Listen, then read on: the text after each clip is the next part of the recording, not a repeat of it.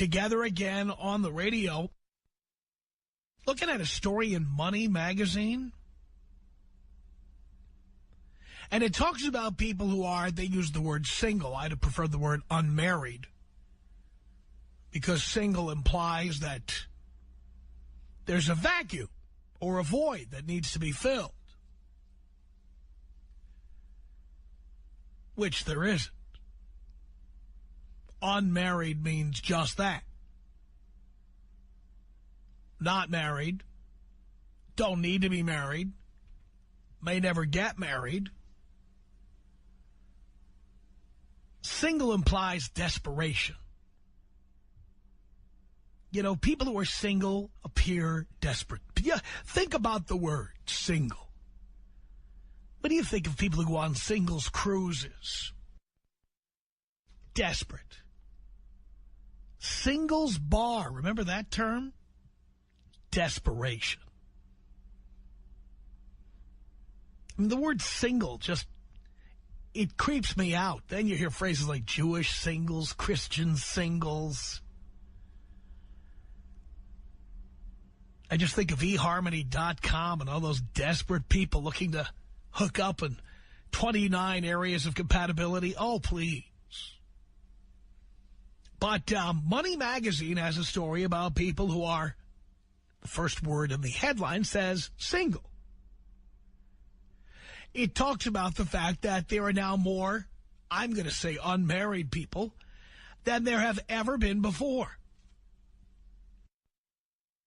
It says in this story that in the 1950s, married couples made up 80% of the country's households, and today they account for a hair over 50%, and singles, they say, are poised to take the lead soon. In Money Magazine, they say here that divorce, which is how about half of all marriages end, as I always tell you, plays a big part in why there are so many single people. Says here that people are marrying later or they just aren't marrying at all. Very nice. Nearly a quarter of the population older than 35 is divorced. It's my crew. And possibly some have never tied the knot at all around their neck. It's an increase of 16% over the past decade. That means there's 16% more unmarried people now than there were 10 years ago.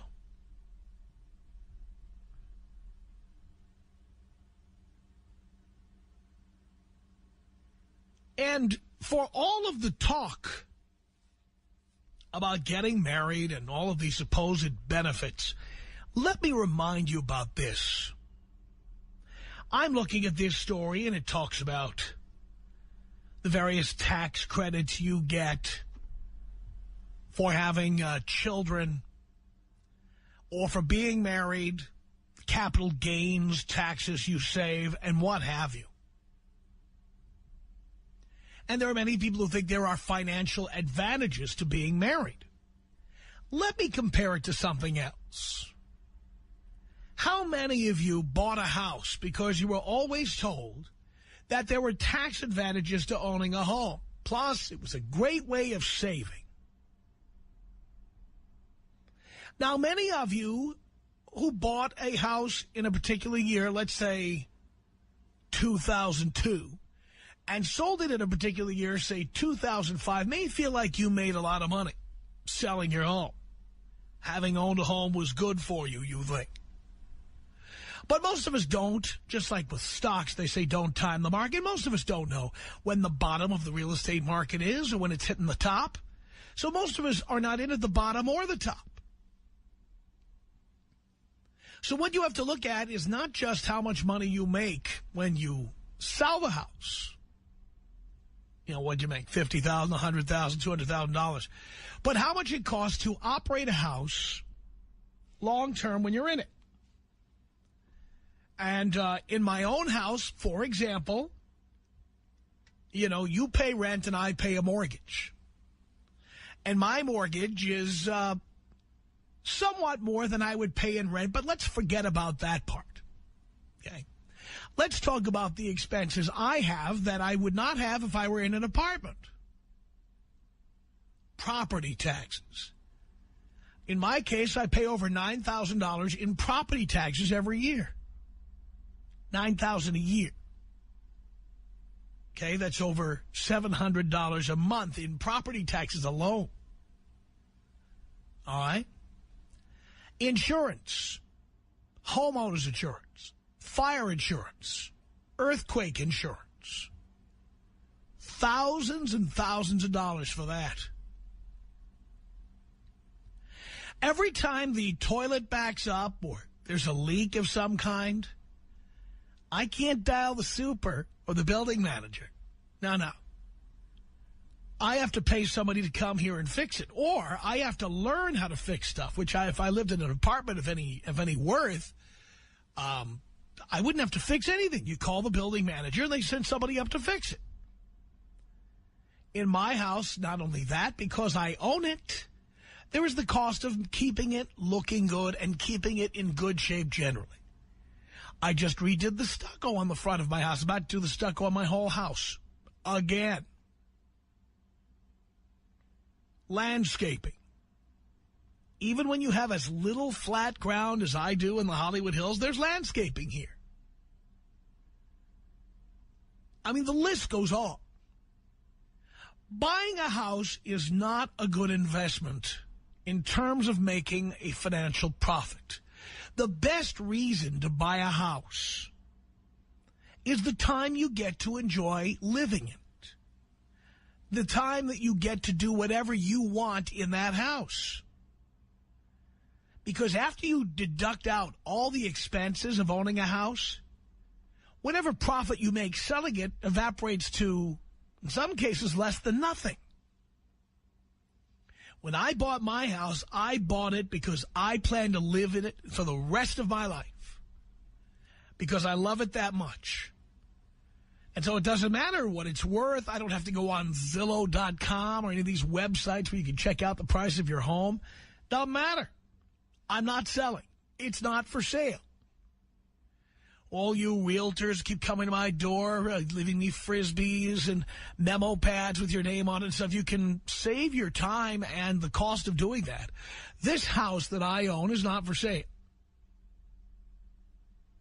It's that simple. But certainly if I sold my house, whatever profit I would make selling a house that by the way, I was lucky. I bought my house at the bottom of the market. Through sheer luck. I bought my house back in spring of 1997. And by now it's worth almost $2 million more than I paid for it. But I also did a $2 million renovation on the house. So the profit is almost nil. The profit is the enjoyment I've had living in my house. And being able to hammer nails into the wall or change rooms around or change the colors of things if I want. To make a bedroom into a closet. You can't do that in an apartment. That's the profit you make. So you've got to remember that, and by the way, I'm tying this back in. Don't think I forgot where I started here. I didn't. You got to remember that buying a house to live in, this is a very important piece of information for young people who are thinking about buying a house because you think people are making all this money and you need to get in on it. Don't do it. Because, number one, you'll probably lose money or break even at best financially. And number two, if you don't know where you want to live and you don't really have the perfect place to live, you're just buying a condo to get in on this, and you may or may not enjoy where you're living, or you may enjoy where you're living, you may not. You may stupidly get into a relationship with somebody who doesn't like where you live or doesn't like your condo, which most women, by the way, guys, will not like the place you live, and they will try to get you to change it. And then you may have to sell your condo at an inconvenient time when prices are down or mortgages are up or whatever. The best reason for buying a home is not the profit you're going to make. The best reason for buying it is to enjoy living it. Now let's go to getting married. It's the same thing. Anybody who gets married for the tax benefits is a fool. A fool. Because remember, yes, you'll get child tax credits. Yes, you'll get exemption for being married. Yes, if you own a house and then you sell it, you double the amount of a profit exempted from capital gains taxes when you sell a house, But the financial cost of being married far, and I'm saying this as someone who's been married and divorced 4 times, the cost of being married and divorced far outweighs the cost of the benefits of getting married. The financial benefits are not bigger. And I'm telling you from recent experience, okay? When I got divorced and I began to live alone without having to pay, I was just looking at old gas bills today. Here's an example. I was paying my gas bill, and on the website for the gas company, they've got the whole history of my bill going back years. My gas bills are cheaper. I'm not buying clothing for 2 people, and the second person always spent more than I did. I'm not making anybody else's car payment. I'm not with somebody who's calling her parents in other countries, paying a huge phone bill. I'm not paying for somebody who wants to go to Starbucks all the time. I'm not paying for handbags or shoes. Whatever benefits I once got, tax benefits or whatever, or the supposed benefits of 2 people living as cheaply as one, it's a lie. Because when the second person is a woman, she spends money hand over fist. Obviously, there are some exceptions to that rule, but generally speaking, women are not savers or investors. They are spenders. They are consumers. And men are payers. So when you get married, getting married for the tax benefits or any financial benefits is crazy. There just aren't any. The benefit is if you happen to need to be married and you happen, for whatever reason, like let's say you decide you want to have children and you want the children to have your last name, and you've decided to put the best interest of the kid ahead of your own best interests, which people rarely do. They say they do it, but they rarely do it. The bottom line is that what you will get is the enjoyment of being with the other person. That's the profit you will make. But financially, you will not be better off. In fact, I think you'll be worse off. There's a cost. There's a tax. I decided after 4 divorces that the cost of being in love is more than I intend to pay. There actually is a cost of being in love. There's a cost of having 24/7 companionship. There's a cost. Just like there'd be a cost in having a 24/7 bodyguard or a 24/7 chauffeur or 24/7 housekeeping or 24/7 cook on the premises like Hugh Hefner has at the Playboy Mansion. Guess what? There's a cost in having a 24/7 companion. And in life, you have to decide whether that cost is worth what you're getting. For some people, it's a better deal to rent an apartment than to buy one. As you know, as many of you know, many of you would like to drive a better car. And you drive a better car when you lease one rather than buying one, unless you're rich and you can afford anything you want. How many people listening to this show lease a better car than they can afford to buy? So what I'm telling you is there's a cost of doing business and there's a cost of companionship. So when I look at these stories, like the one in Money Magazine about single people outpacing married people and the financial protections that singles should be getting for themselves and the tax benefits of being married, blah, blah, blah. There's no benefit financially to being married. There's a cost.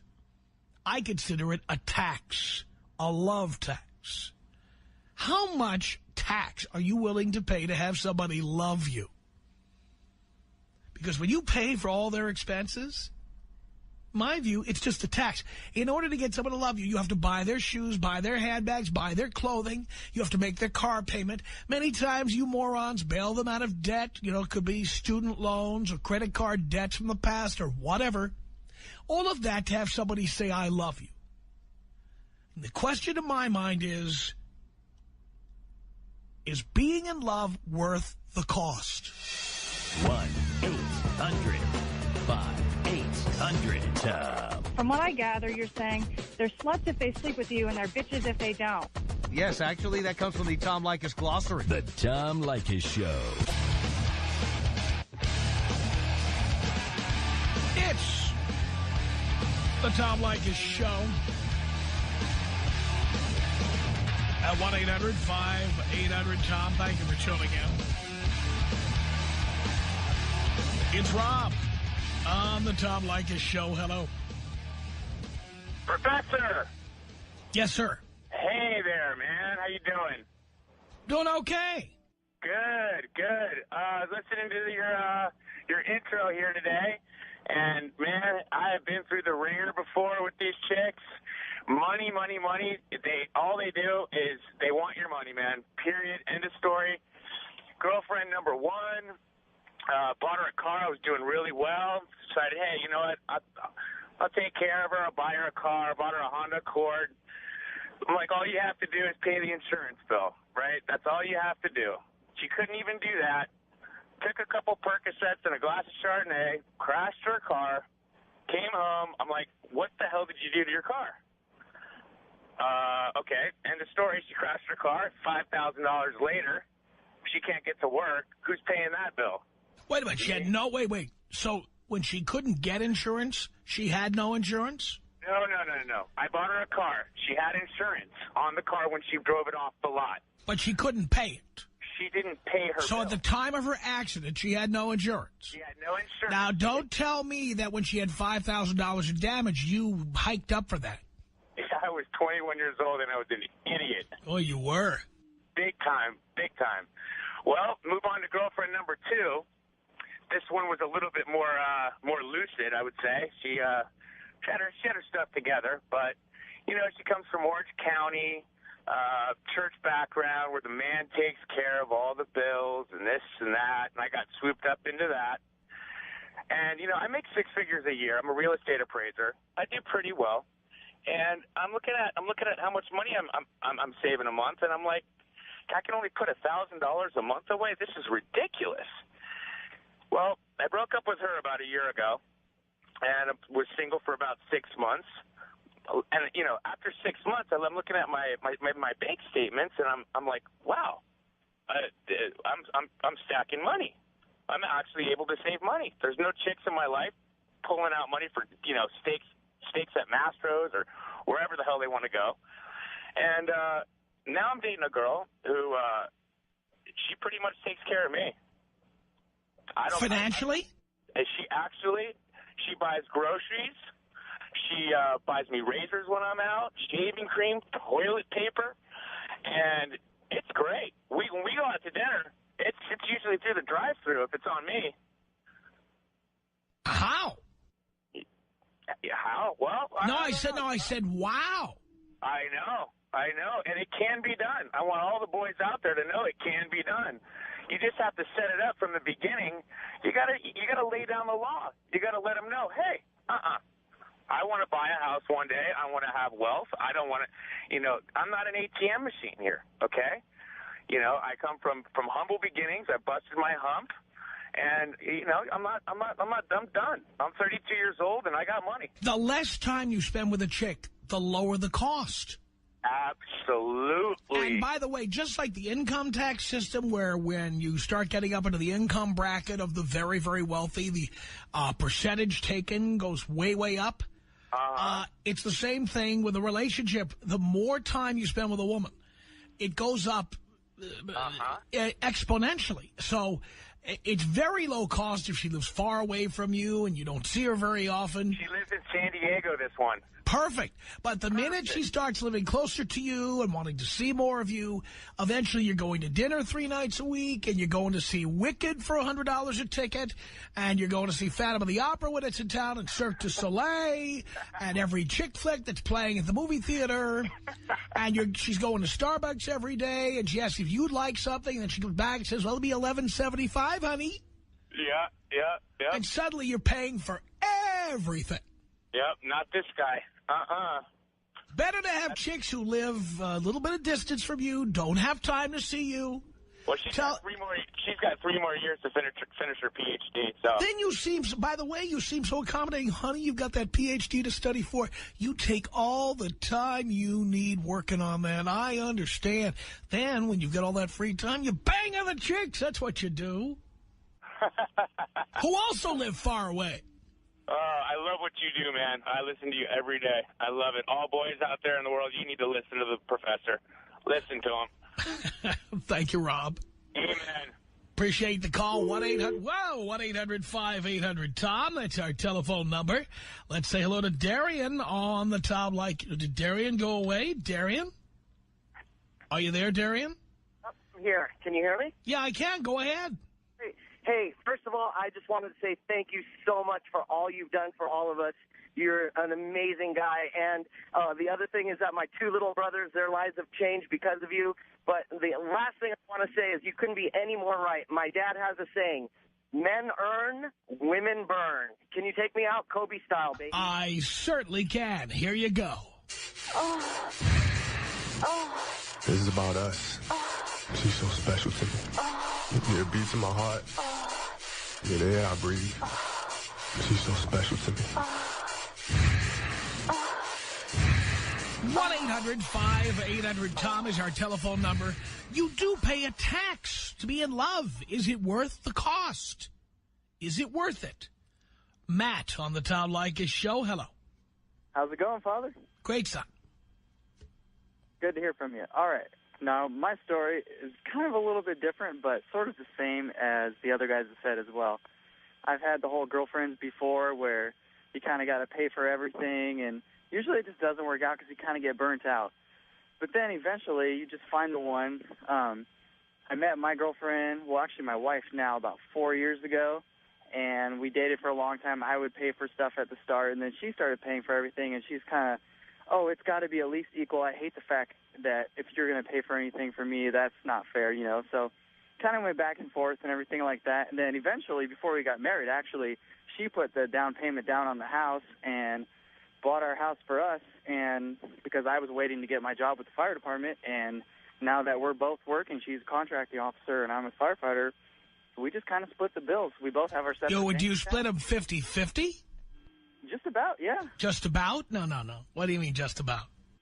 Well, it's kind of like one of those things, okay, well, I'll do the grocery shopping today. Oh, the pets need some food. You go get it or whatnot on your way home.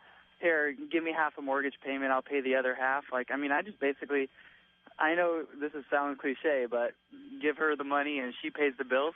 That's pretty much exactly how it is. But you give her all your money and she pays the bills with it. No, I give her about half of my money. Right about that, because I make just a little more than her, but we spend just about the same. So you pay equally the electric bill, the gas bill, the cable bill, the phone bill. You pay those 50-50. Yeah, we spread it up just about as good as we can. And the mortgage payment, 50-50. Yes, sir.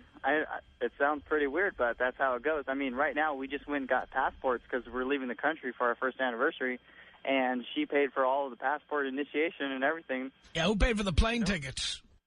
She paid for the plane tickets and arranged the trip. Who paid for the hotel? She paid for it all. Really? Yes, sir. Well, that is not normal. No, but every once in a while you'll find the good one. I just want to say to all the men out there, just keep trying because eventually you will find one because I'm tired of paying everything like I used to do back in the days. I understand. Well, interesting. I thank you so much for the call. Tom Leykis. 1-800-5800-TOM. 1-800-5800-866. Party like a king with Tom and King's legend Luc Robitaille. Saturday, December 8th, in the exclusive Staples Center Grand Reserve Club. Go to blowmeuptom.com for details. It's the Tom Leykis Show.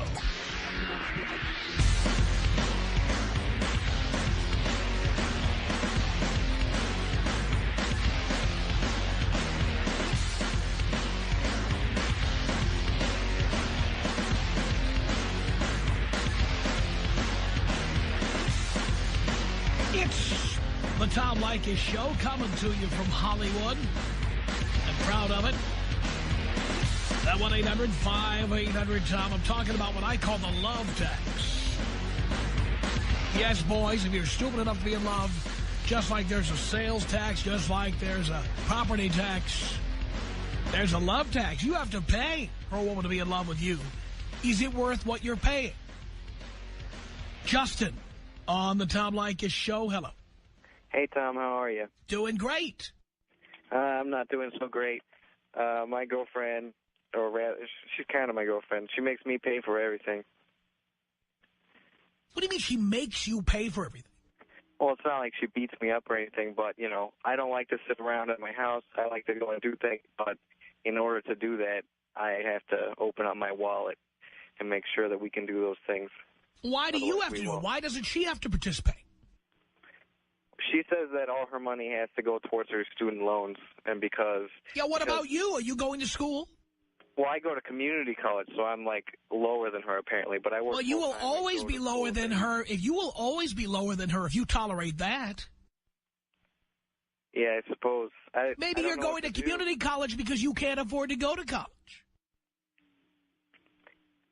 That's probably true. Right. So now you're paying for her college, and you, in order to get laid, are going to a community college, which, as you know, is a lesser college. Right. Do you see what you're doing to yourself? I'm holding myself back. Yes. Well, I mean, I work full-time, and with all my classes and stuff, I don't really have a lot of time to go out and get girls, but I still want to get laid, so I don't know what to do. So you've hired a hooker. That's what you've done here. She's a hooker. Your girlfriend is a whore. You could say that. She is. And let's review. You're so desperate to get laid, you would go to a lesser college and pay for a girl who has sex with you to go to a better college than you do.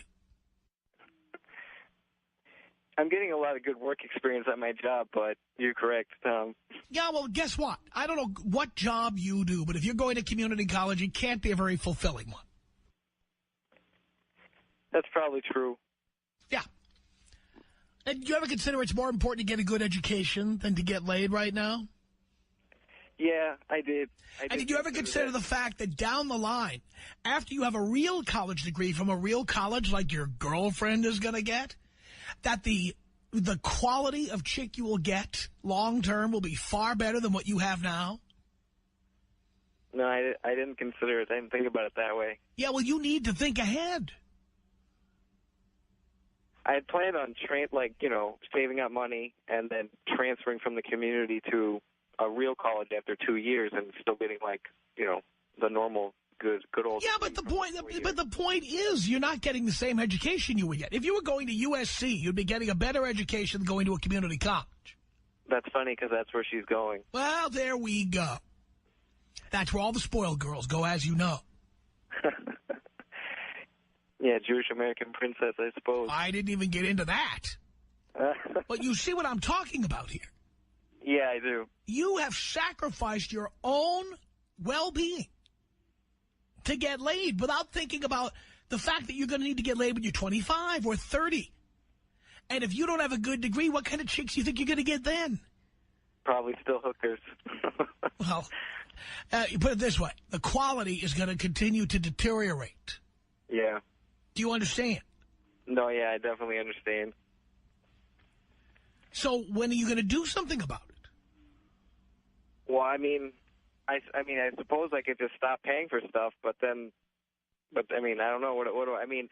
Not getting laid, that's fine, I guess. I can find something else to do, but I'll be bored all the time, I guess.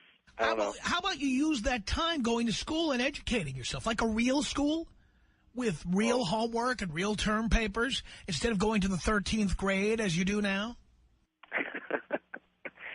Yeah, I could do that. I'm not sure if they would accept me, though, because I slacked off my grades in high school. Why'd you do that? I don't have a good excuse for that. Yeah. So you essentially have decided at an early age that you're just going to be nothing but a loser, someone who cruises through life, accomplishing very little, making very little money, and being at the end of a whip being cracked in your face. I guess. I mean, do I have time to change my decisions, or is it too late? You have time to change your decision. In fact, I'm looking at the screen here. It says you're 19. Yeah, I am 19. So, yes, it's not too late to change, but you need to change now. So do I just start applying for schools? Do I quit my job, or like? Well, I would first start applying to schools. Then take the money you're spending on this bitch and put it in a bank account and save it up for your tuition at a good school. That's what I planned on doing the whole time, but I've been working here for almost a year, and I noticed that my bank was not getting any bigger. It stayed the same size. That's because you're spending money on a bitch. Right. That's what I see. Yeah. So you preaching about how girls are expensive, it's true, man. You don't make any money when you have a girlfriend. You have any amount of extra money, they'll squeeze it right out of you. That's what I'm trying to say. Your bank account would be getting bigger if you weren't giving your money to her. And, you know, even recently I've been, like, cutting back and kind of telling her, like, well, if you want to hang out, we're just gonna sit around at my house and watch movies that, you know, like movies I own instead of going out to the theater. And I started saving money then, but then coming up this week, she says, well, we haven't gone on a date in a while. Why don't we go on a real date to some fancy restaurant and dress up real nice? And I just think to myself, and spend a lot of money was the next thing she should have said, but she never did. Well, I mean, do you understand? Do you now see how this game plan works? She goes to school and gets a great education. Then when she's got a better degree than you have, let me look into the crystal ball with you for the future there, Justin. She drops you like a hot rock. Because she's going to want to date guys who make more money than she does. And if she's got a good degree, she's going to have a better job than you could ever get. That's probably true. I mean, she says that she cares about me now, but I guess that's just because I'm her sugar daddy. Yeah, and when she graduates, let's see how much she cares about you when she makes $100,000 a year and you're making $40. Yeah. I see where you're going with this, Tom. So I guess the first thing I have to do is stop paying for her stuff, and the next thing I have to do is get into a real school. That's right. Hang on a second, Justin. Let me get Stephen on the air. Stephen, what did you want to say here to Justin? Stephen? Struggling, sitting here listening to this guy talk. I mean, what are you thinking? It's because guys like you out there do this for girls like this, and girls just boss you around. Hey, you're going to pay for this, you're going to pay for that. It's because you do this type of stuff that we other guys end up having to suffer the brunt of it. And chicks expect this stuff out of all guys because guys like you out there are doing this. This is ridiculous. What do you think, I apologize for making your relationship with women harder. I single-handedly corrupted the women of America. I apologize. Oh man, you're just young, you're immature. You don't realize that girls, especially the good-looking ones with the low self-esteem, are a dime a dozen. They're out there. I mean, you at 19 should not be having a girlfriend in the first place, let alone spending your hard-earned cash on this girl. You should be saving, and you should have a goal in mind. You should be nowhere near a relationship right now. I mean, come on, Tom. It's frustrating. I've been telling him. I'm telling him. But the point is, how else do they learn unless I have these conversations with them? Oh, I know it. And I got to say, I've been a long-time listener. I love your show. I tune in every single day. But when callers like this call in, it makes me want to just rip my radio out of my car. I mean, this guy saying his girlfriend forces him, makes him pay for this stuff. He's not even doing it willingly. Meow. You said it, Tom. You said it. Hey, Tom, can you take me out with a bong rip? I can. Here you go.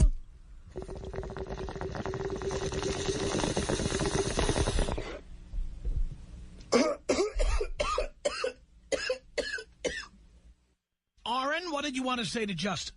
Hey, Tom, how's it going? I just wanted to tell this guy, you're going to a community college, she's going to USC. What makes him think that she's not screwing some guy already? Come on. In fact, I just pulled up. I go to USC as well. I just pulled up to campus. Let me know, what classes is she in? I'll go say hi to her. Actually, it's kind of funny that you say that because she tells me a few weeks ago how when she goes to school that she wants to stop seeing me so that because she wants to go to school single. Why are you paying for her? Oh, my God. Come on, man. That should be a clue. Just dump her. Get rid of it. It's excess baggage. I tried calling Tom about that like a few weeks ago, and I didn't get on, unfortunately. But, I mean, I don't know. Oh, and you haven't learned since. Come on, man. You got to just do it. All you're doing is wasting money. It's flushing money down the toilet every minute you're with her. I suppose you're right. Even if I try to play the cheapskate game, I don't know. I guess there's no real way out of it other than just to toss her to the curb. She's a prostitute, and she's selling you her services. Exactly. So, yes, the minute you stop paying, she's going to sell her services to someone else who's willing to pay. There are other girls at my school, I guess, that are interested in me, but I don't know. Let me tell you something else, Justin, that you may not be aware of. Justin? Let me tell you something else you may not be aware of, okay? There are chicks in their 30s. Some guys call them MILFs or cougars or whatever. Who are dying to have a 19-year-old guy just service them. If what you need is sex, there's women out there who will give it to you. They just happen to be 35 years old. Well, you know, if anyone will listen to the show, they can go ahead and give me a call, I guess. This isn't a dating service, Justin, but come on. You telling me you don't know how to find these women? No, I'm just kidding, Tom. Hey, listen, this is what I'm going to do. I'm going to stop seeing this girl. I'm going to apply to a good college. Then I'll give you a call back, and I'll let you know. Good. I hope you will do that. I got one more for you here. Helen, what did you want to say to Justin here? Hi, Tom. Love your show. I just want to tell you that I was 20 years old. I came here as a single mother with my kid, with my parents. I was no one else to be taken care of. So I went through community college. I went 2 years. I transferred to UCLA, graduated 2 years ago. All he has to go to a counselor, ask a couple of questions. There are always people to help, counselors, and they probably had counselors at high school as well.